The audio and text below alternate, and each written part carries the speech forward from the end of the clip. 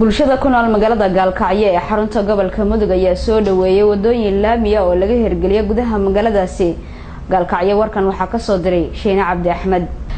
qaar ka mid ah bulshada ku nool magaalada Gaalkacyo xarunta gobolka Mudug oo iskugu jira darawallada gaadiidka, bajaajta, ardada, ganacsatada iyo qaybaha kala duwan ayaa waxay soo dhaweeyeen laamiyo gaaray ilaa 5 laami oo laga sameeyay magaalada Gaalkacyo kana mid ah horumarka magaalada Gaalkacyo.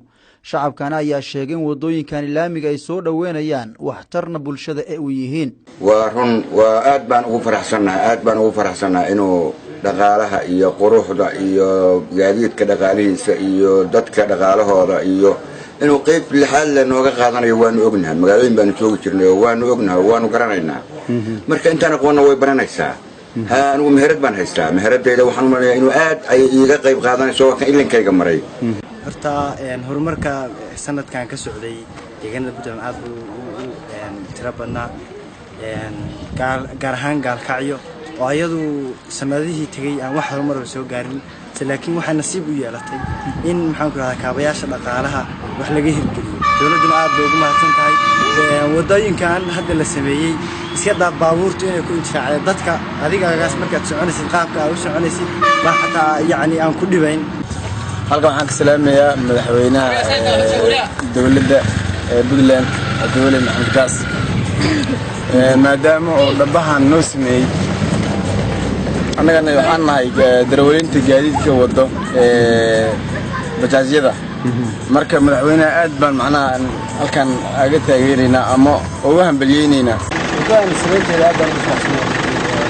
waan soo dhaweynaa horumarkan maxaad faa'iido ku qabtaa meelo badan oo hadda dib ugu ahaa gaaritaanki hadda waxaan leeyahay aad baan ugu mahadcelinaynaa wadada sharafta leh magaalada bidixdeeda sida uu noogu wanaajiyay meel la maraan jirin biyo iyo qurun iyo dhoobo iyo meel kasta. dhanka kale xildhibaan Cabdinuur Maxamed Jeebe oo ka mid ah golaha deegaanka Gaalkacyo ayaa sheegay wadooyinkan ay ka mid yihiin horumarka magaalada Gaalkacyo ee ku talaabsatay nasiibkana u heshay waxaana bulshada Gaalkacyo ugu baaqay in ay wadooyinkan ay ilaashadaan. waa wadooyinka magaalada dhexmara laamiga si gaar ah ha loo ilaaliyo. waxa way kharash badan baynu ku fadhiyaa. Gaalkacyo maanta ka hor laami dhexmara ma ay helin. hadda laamigii heshay waa in maartay taa laga ilaaliyaa. midda labaad waxa way wadooyinka laga sameeyay magaalada banaankeeda baabuur baa xaq u wataa ciidaas guriga lagu salaaxo. horaan ugu sheegnay waa diidintii labaad baabuurka lagu qabto marka hore waa milyan ganaaxa laba ku xigta marka saddexaadna waxa la rabaa in loo dhaadhiyo Garowe iyo caasimadda waa la wariyaa gaarigaas. magaalada Gaalkacyo ayaa hore waxa uu leedahay laami oo kaliya oo dhexmara gudaha magaalada iskuna xira Gaalkacyo Muqdisho iyo Gaalkacyo Boosaaso hase ahaatee imika waxaa jira ilaa 5 laami oo gudaha magaalada Gaalkacyo laga hirgeliyay taasi oo imika si toos ah u shaqeynaya. Sheena Cabdi Axmed, Somali Cable TV, Gaalkacyo.